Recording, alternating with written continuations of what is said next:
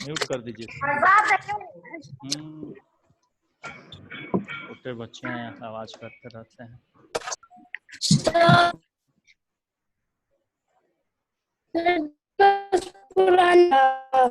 हैं? क्या बोल रहे हैं?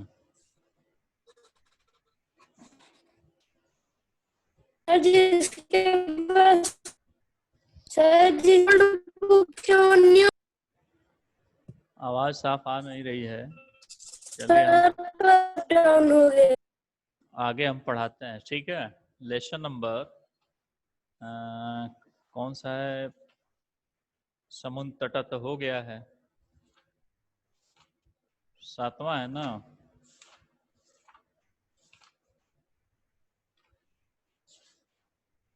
सातवां पाठ, बकस से प्रतिकार, ठीक है। बकस से मतलब होता है बकुला, ठीक है। प्रतिकार का मतलब एक दूसरे से बदला लेना, ठीक है। तो कह रहे क्या कि एकस्मिन् बने श्रृंगाल बकः च निवसता स्म, यानी एक वन में सियार और बकुला रहते थे। तयो मित्रता आसीत, उन दोनों में बहुत ही खास मित्रता थी। एकदा प्रातः श्रृंगाल बकम अवदत, एक बार प्रातः काल सियार जो है बकुले से बोला, मित्र स्व त्वम मया सह भोजनम कुरु। स्व मतलब होता है आने वाले कल को हम बोलते हैं स्व, ठीक है। और बीते हुए कल को बोलते हैं ह्य। आने वाला स्व है, यानी स्व लिखा है इसलिए क्या हो जाएगा, आने वाला कल। और बीता हुआ कल को ह्य बोलते हैं। तो यहां कह रहा है कि मित्र स्व त्वम मया स, यानी तुम मेरे साथ, सह मने साथ में, भोजनम कुरु यानी भोजन करो। तुम जो है कल मेरे साथ भोजन करो। श्रृंगालस्य निमंत्रणेन बकः प्रसन्नः अभवत्, शियार के निमंत्रण से बकुला जो है बहुत ही प्रसन्न हुआ। कहा कि बहुत अच्छी बात है भाई, तुम हम अपने यहाँ बुला रहे हो खाने के लिए, कोई भी आदमी बड़ा खुश होता है। वैसे बकुला भी बहुत खुश हुआ। नहीं, सियार जो निमंत्रण दिया तो बकुला भी प्रसन्न होता है। अग्रिमे दिने सह भोजनाय श्रृंगालस्य निवासम अगच्छत, आने वाले दिन में वह भोजन के लिए सियार के निवास स्थान पर जाता है। कुटिल स्वभाव श्रृंगाल अस्थाल्याम बकाय क्षीरोदनम अयक्षत, चूंकि जो सियार है वो कुटिल स्वभाव का होता है। कुटिल मतलब कड़वे स्वभाव का, अच्छा स्वभाव नहीं होता है उसका, ठीक है। तो इस कारण से, वो अच्छे स्वभाव का न होने के कारण बकुला जो है, सियार जो है, एक अस्थाल्याम मतलब थाली, एक थाली बकुले के लिए देता है जिसमें खीर जो है परोस देता है। यानी एक छिछला जो है थाली में खीर जो है दे देता है बकुले को कि तुम खाओ। बकम अवदत च मित्रम, बकुला बोलता है अपने मित्र से, कहता है कि मित्र अस्मिन पात्रे आवाम अधुनाम सहैव खादावा, चलो हम लोग इस पात्र में अब एक साथ हम लोग जो है खाएंगे, हम लोग एक साथ खाएं। भोजन काले बकस्य चंचु अस्थालितः भोजन ग्रहणे समर्था न अभवत,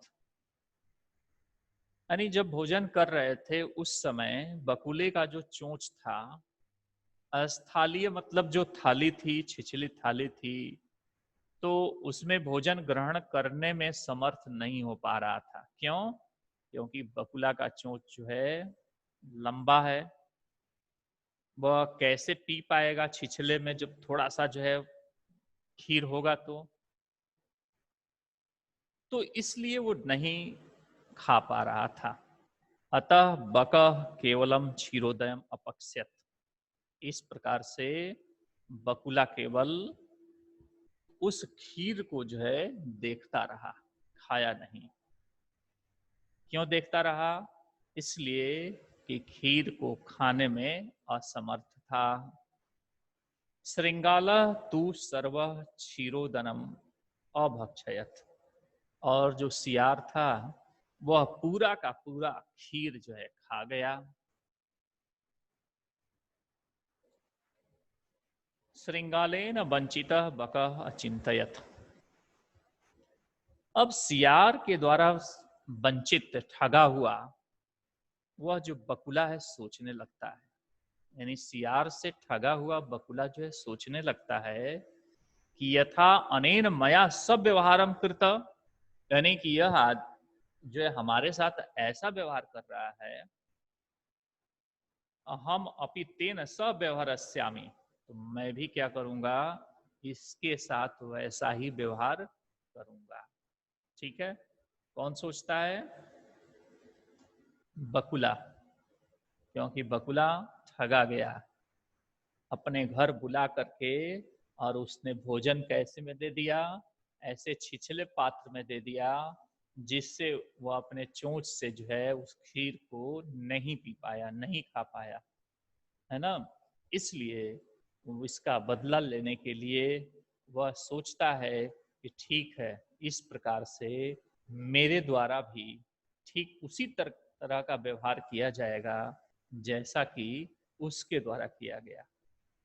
एवं चिंतयित्वा स श्रृंगालम अवदत्। यह सोच करके वह सियार जो है बोलता है। मित्र, सियार से वह यह बात कहा कि त्वम अपि स्व सायं मया स भोजनम करिष्यसि, यानी तुम भी स्व मने आने वाला कल, यानी तुम भी कल शाम के समय मेरे द्वारा भोजन करोगे। ये भी जो है निमंत्रित कर देता है। अब क्या करता है निमंत्रण? कि तुम भी आने वाले कल को मेरे साथ भोजन करोगे, यानी कहां पर? इसके घर। बकस्य निमंत्रण श्रृंगाला प्रसन्न अभवत। बकुले के जो बकुला था उसका निमंत्रण सुन करके सियार बहुत ही प्रसन्न होता है। और यदा श्रृंगाला सायं बकस्य निवासम भोजनाय अक्षत, जब कह रहा है कि उसके निमंत्रण से सियार शाम के समय बकुला के निवास स्थान पर भोजन के लिए आता है, तदा बकः संकीर्ण मुखे कलसे क्षीरोदनम अयक्षत। तब क्या करता है? तब वह बकुला जो है एक ऐसा पात्र जिसका मुंह जो है सुराही की तरह हो, मतलब सुराही मान लीजिए, सुराही देखे हैं ना, घड़ा होता है, उसके बाद ऊपर लंबा सा जो है उसका पतला मुंह होता है, जैसा कि चित्र में दिखाया गया है। तो ठीक क्या करता है? सुराही में जो है खीर जो है उसको परोस देता है। किसको? किसको? सियार को। ठीक है, जब सियार को जो है वह खीर परोस देता है तो सियार जो है कहता है, मित्र आवाम अस्मिन पात्रे सहवई सहैव भोजनम कुरु। हे मित्र, आओ हम लोग एक साथ होकर के हम लोग जो है भोजन करें। बकः कलसात चंचवा क्षीरोदनम अखादत। बकुला अपने चोंच से क्या करता है कि पूरा कलसात माने उस कलश से पूरा का पूरा खीर जो है खा जाता है। परंतु श्रृंगालस्य मुखम कल से न प्रविशत, लेकिन जो सियार का मुख था उस सुराही के अंदर नहीं जा पाया। कैसे जाएगा? पतला है और सियार का मुख जो है बड़ा है, तो उस कलश के यानी कि जो सुराही थी उसके अंदर नहीं जा पाया। अतः बकः सर्व क्षीरोदनम अखादत, और इस प्रकार से बकुला सारा का सारा खीर जो है अपने खा गया। श्रृंगाल न केवलस ऋष्याया पश्यत, सियार जो था वो केवल ईर्ष्या के भाव से ही नहीं देखा, बल्कि उससे बहुत ज्यादा जो है ईर्ष्या करने लगा। श्रृंगाल बकः प्रति यादृशम व्यवहारम अकरोत, बकः अपि श्रृंगालम प्रति तादृशम व्यवहारम कृत्वा प्रतिकारम अकरोत, यानी सियार ने जैसा बकुले के साथ व्यवहार किया, बकुले ने भी वैसा ही व्यवहार सियार के प्रति करके अपना बदला ले लिया। तो इसमें क्या बुराई है, दोनों बराबर हो गए।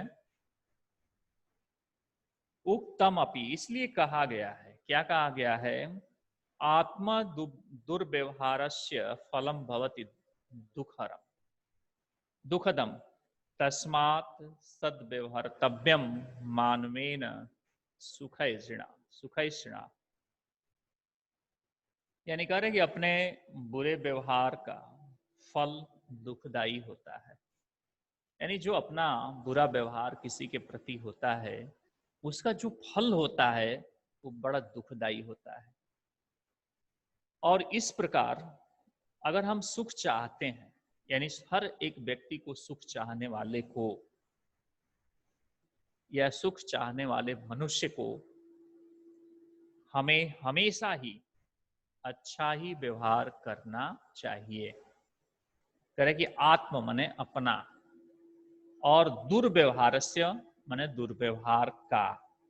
तो कह रहा है कि अपने बुरे व्यवहार का जो फल होता है, माने हम किसी के साथ अगर बुरा व्यवहार करते हैं तो उसका फल क्या होगा, हमेशा दुखदाई होगा, बुराई होगा। नहीं, हम अगर चाहते हैं कि हम हमेशा जो है सुख प्राप्त करें तो हम क्या करेंगे, हम किसी दूसरे के साथ भी अच्छा व्यवहार करेंगे, तभी तो हमको सुख की प्राप्ति होगी। वही बात ये भी कह रहा है। तो आत्म दुर्व्यवहारस्य फलम भवति दुखम, यानी अपने द्वारा किया गया दुर्व्यवहार का जो फल होता है हमेशा दुखदाई होता है। तस्मात् सद्व्यवहर्तव्यम मानवेन सुखैषिणा, और इसीलिए उससे अच्छा सुख चाहने वाले को जो है, मानव को हमेशा ही अच्छा व्यवहार जो है करना चाहिए। ठीक है, एक बार और देख लीजिए। कह रहे कि एक बार बात है, नहीं, एक वन में एक सियार और एक बकुला रहते थे। दोनों में जो है बहुत घनिष्ठता, घनिष्ठ मित्रता थी। एक बार प्रातःकाल सियार ने बकुले से कहा, मित्र, कल तुम मेरे साथ भोजन करो।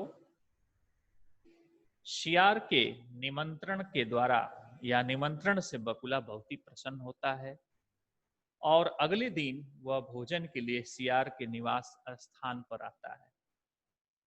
कुटिल स्वभाव का वह सियार थाली में बकुले को जो है खीर दिया।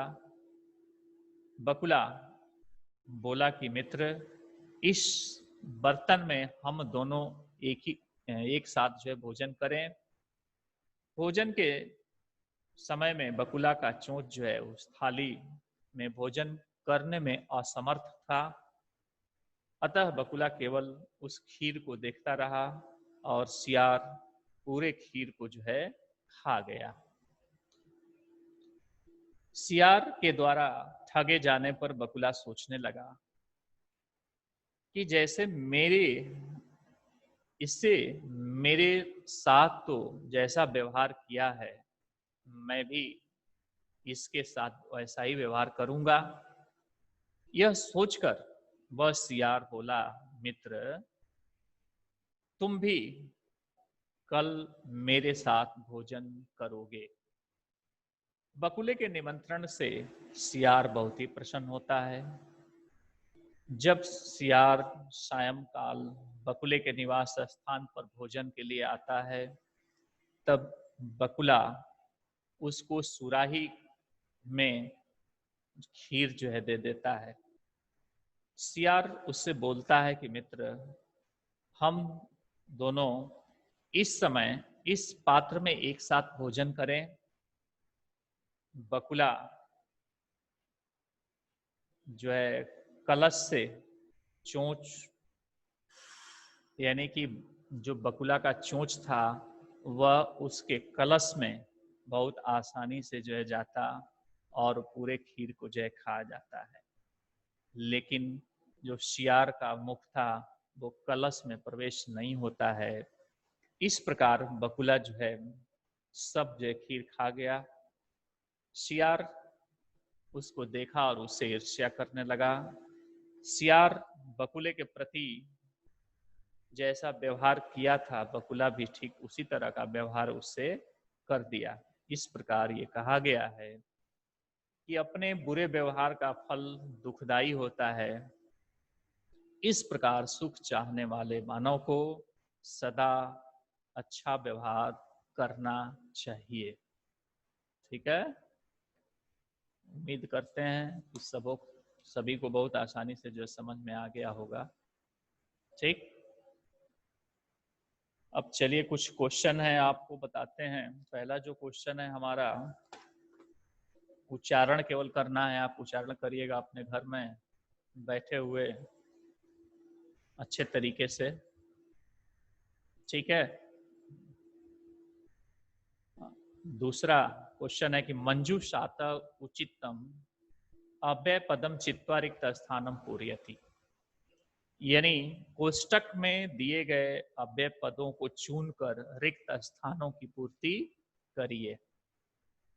पहला है भ्रमणम स्वास्थाय भवति, यानी भ्रमणम दिया है, कब भ्रमण स्वस्थ होता है? तो प्रातः। तो क्या लिखेंगे? प्रातः भ्रमणम स्वास्थाय भवति, यानी प्रातः काल भ्रमण जो है करना स्वास्थ्य के लिए होता है।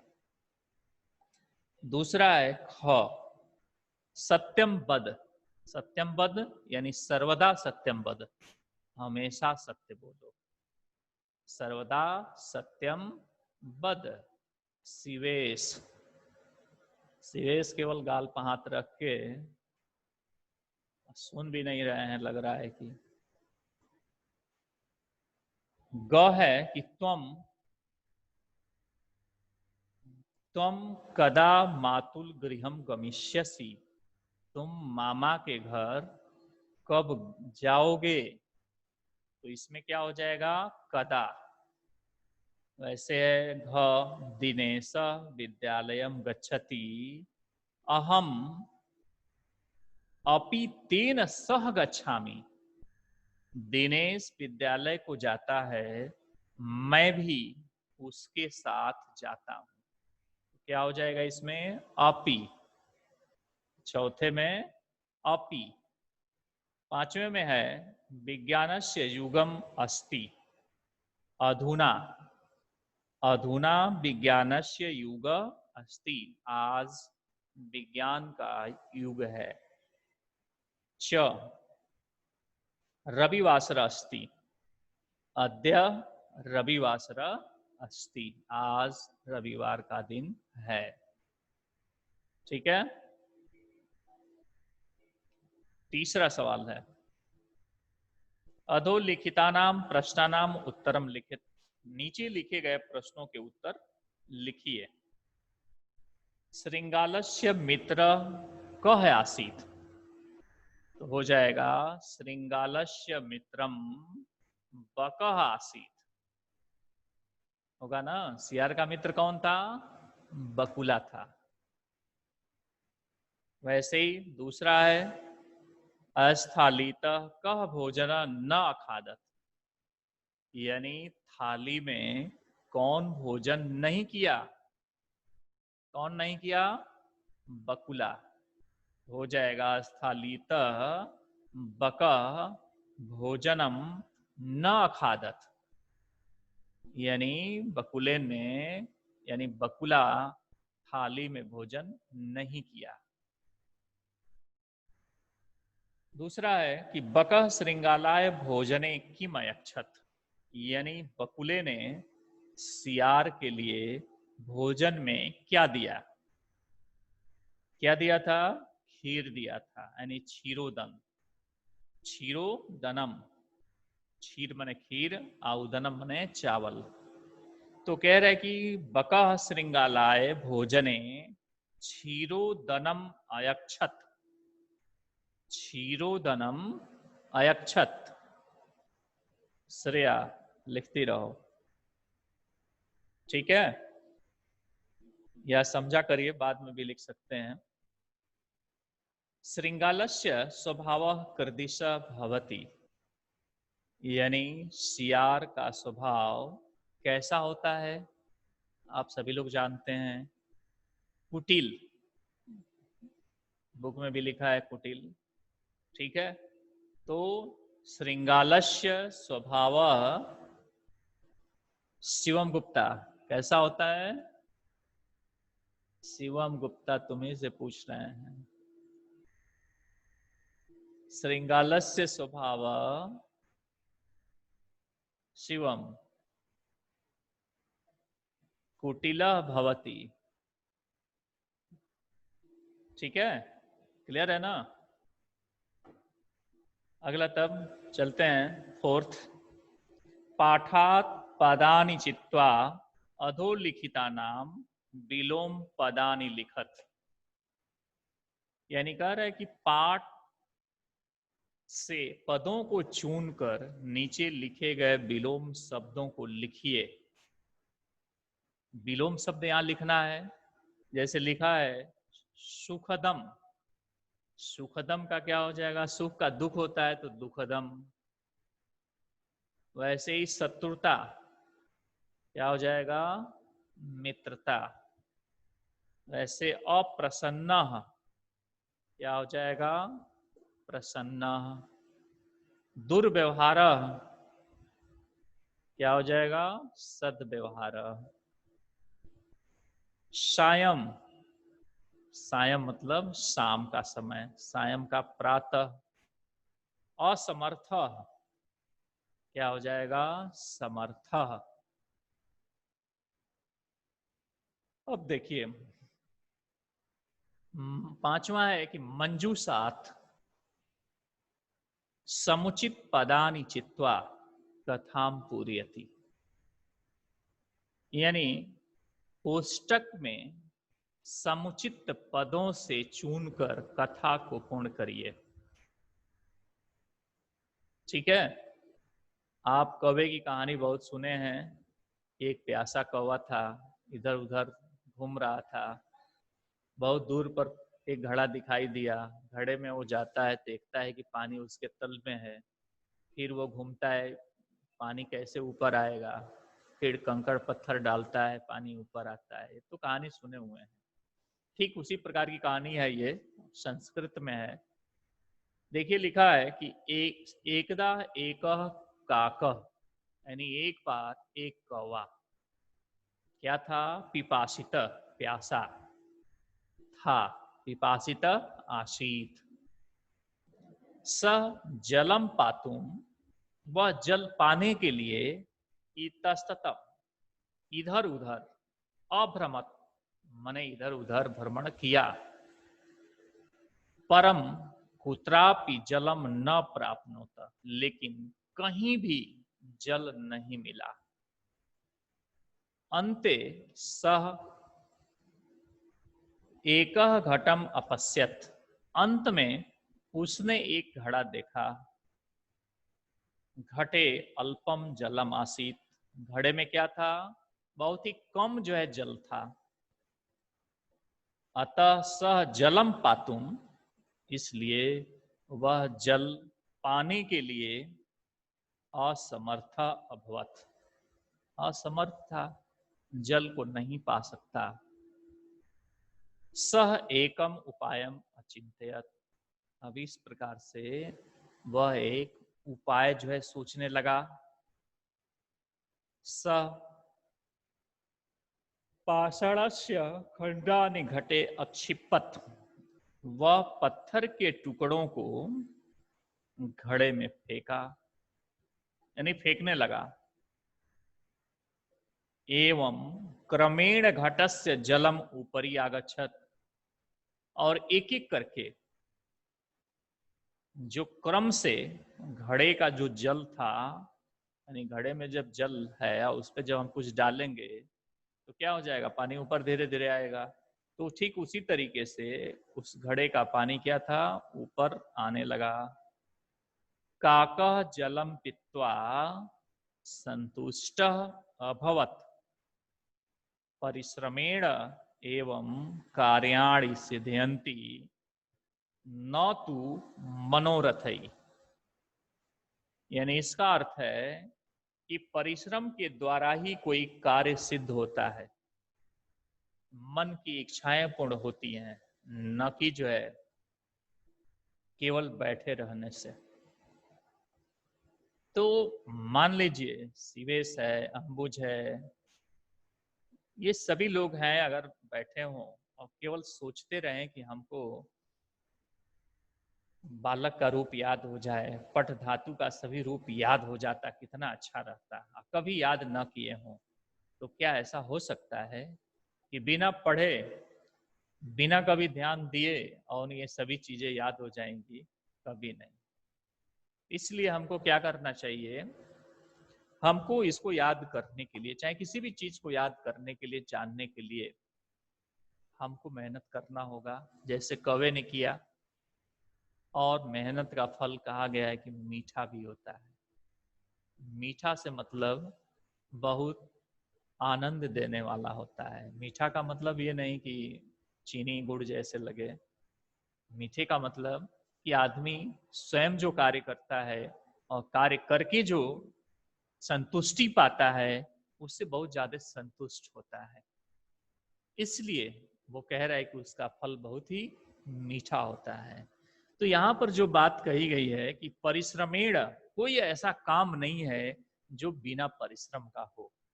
अगर आपको कह दिया जाए कि आप दाल रोटी खाइए, तो क्या दाल रोटी बिना हाथ उठाए, बिना रोटी को तोड़े क्या आप खा सकते हैं? नहीं, नहीं खाएंगे ना।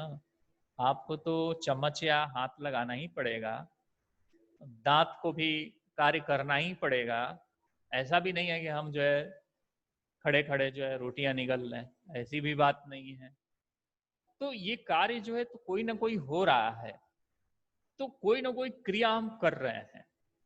तो खाना खा रहे हैं तो भी क्रिया कर रहे हैं, बना रहे हैं तो भी क्रिया कर रहे हैं, पढ़ रहे हैं तो भी क्रिया कर रहे हैं, हम किसी से बात कर रहे हैं वो भी एक क्रिया है। तो ये सभी चीजें क्या है, परिश्रम के द्वारा ही हो रही है। ऐसा नहीं है कि किसी में कोई परिश्रम नहीं है, कोई जो है हमको कुछ नहीं आभास होता है, ऐसा नहीं है। तो इसीलिए कहा गया है कि परिश्रमेण एवं कार्याणि सिद्ध्यन्ति, यानी परिश्रम के द्वारा ही सभी प्रकार के कार्य सिद्ध होते हैं। जिस प्रकार से एक शेर सोया रहे या बैठा रहे एक जगह और दूर से हिरन को देखता रहे और मन में ही सोचता रहे कि काश हिरन शिकार बन के आ जाता अपने आप, कहता कि खा लीजिए, तो क्या ऐसा कहेगा कोई?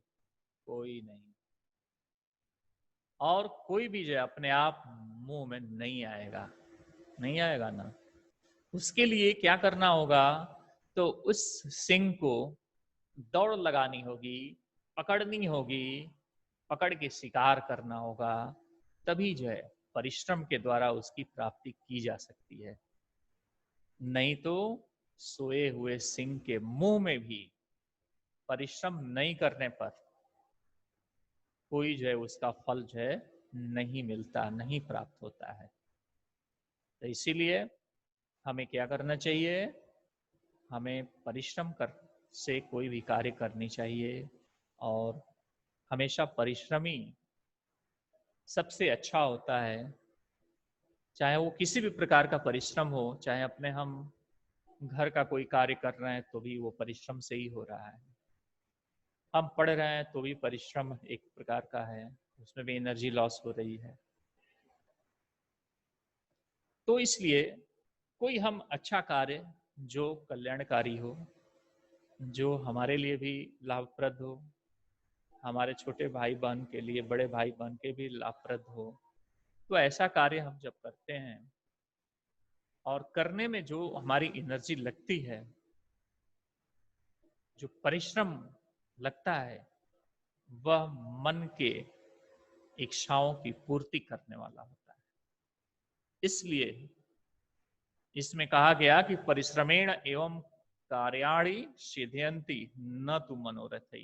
मन में केवल हम इच्छा करें कि ये मिल जाए, वो मिल जाए, तो उससे कभी पूरा नहीं होता। केवल परिश्रम के द्वारा ही कोई कार्य जो पूर्ण होता है, न कि मन में सोचने से। क्यों अंबुज, सही है ना? ठीक है, ये रहा आपका क्वेश्चन। एक और क्वेश्चन बच गया है, देखिए तस तत्सम शब्दान लिखत, जैसे सियार का श्रृंगाल होता है, संस्कृत में लिखना है इसको। तो दूसरा कौवा का हो जाएगा काक, मक्खी का हो जाएगा मक्षिका, बंदर का हो जाएगा बानरह, बकुला का हो जाएगा बकह, और चोंच का हो जाएगा चंचू। चंचू मतलब होता है चोंच। और नाक का हो जाएगा क्या? नासिका।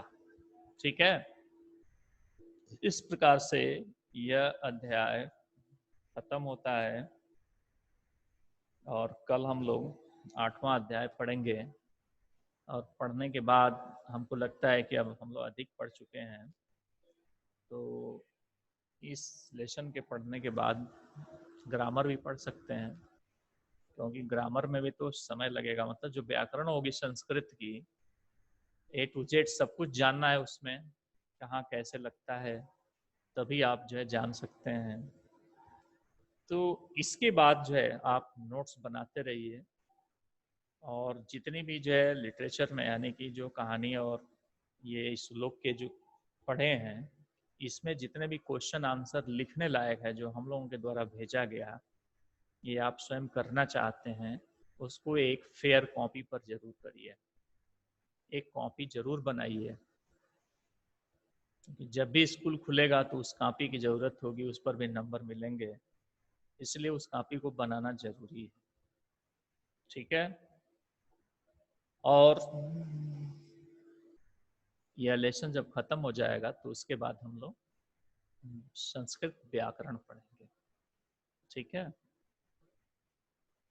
बाकी आपको इसलिए याद दिलाए हैं रूप और जय धातु के बारे में, कि रूप और धातु के बारे में तो बहुत पहले हमने कह दिया है कि याद हो जाना चाहिए, लेकिन अभी तक याद नहीं हुआ है ना? एक दो लोग कुछ पढ़ पाते हैं, जैसे अम्बुज है तो कुछ पढ़ लेता है, कभी कभी भूल भी जाता है, कभी स्पष्ट पढ़ लेता है। वैसे ही कुछ लोग हैं पढ़ लेते हैं, कुछ भूल जाते हैं। उसको स्पष्ट आप जो याद करिए, एकदम क्लियर जो है याद हो, कहीं जो है भूल चूक ना हो। तो 5 लकार जो धातु का हो, पठ धातु का अगर है तो पठ धातु के 5 लकार जो है आने चाहिए, और 5 लकार के साथ साथ आपको ये शब्द रूप भी याद होने चाहिए। कोई शब्द रूप नहीं याद है तो बालक का शब्द रूप तो याद होना चाहिए। इसको आप लोग याद करिए, जरूर याद करिए। ठीक है, और सभी ठीक ठाक हैं? अपने टाइम टेबल का पालन करिए, समय से उठिए, समय से सोइए, समय से खेलिए, समय से भोजन करिए, समय से पढ़िए। यानी सब काम जब समय से करते हैं तो एक सिस्टम में होते हैं, और क्रमबद्ध तरीके से आप चलते हैं तो आप कभी बीमार नहीं पड़ सकते, आप स्वस्थ रहेंगे। और जब आपका कोई टाइम टेबल नहीं होता है, तभी आप जो है